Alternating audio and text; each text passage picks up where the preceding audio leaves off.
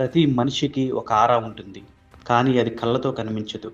మనసుతో మాత్రమే అనుభూతి చెందగలం. ఆరా అంటే ఏమిటి? అది మన చుట్టూ ఉండే ఒక శక్తి వలయం. మన ఆలోచనలు, మన భావాలు, మన మనస్తత్వం ఇవన్నీ కలిపే ఒక అజ్ఞాత కాంతి. అదే ఆరా. ఒకసారి గమనించారా? కొంతమంది దగ్గర కూర్చుంటే మనసు ప్రశాంతంగా ఉంటుంది. మరికొందరితో మాట్లాడితే ఉత్సాహం వస్తుంది. ఇంకొంతమందితో ఉండగానే ఒత్తిడి పెరుగుతుంది.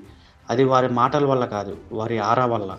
మనలో కోపం ఎక్కువగా ఉంటే మన ఆరా గాఢంగా, భారంగా మారుతుంది. ప్రేమ, దయ, క్షమ ఉండే మనసైతే ఆరా ప్రకాశంగా, ఆహ్లాదంగా మారుతుంది. మన ఆలోచనలు ఎంత పవిత్రంగా ఉంటాయో, మన చుట్టూ ఉన్న శక్తి అంత శుభ్రంగా ఉంటుంది. శాస్త్రీయ పరంగా చూస్తే మన శరీరం ఒక బయో ఎలక్ట్రిక్ ఫీల్డ్ లాంటిది. మన హృదయం, మెదడు సిగ్నల్స్ విడుదల చేస్తాయి. ఆ సిగ్నల్స్ చుట్టూ ఒక ఎనర్జీ ఫీల్డ్‌గా ఏర్పడతాయి. దాన్నే చాలామంది ఆరా అంటారు. కానీ ఆరా అంటే కేవలం శాస్త్రం కాదు.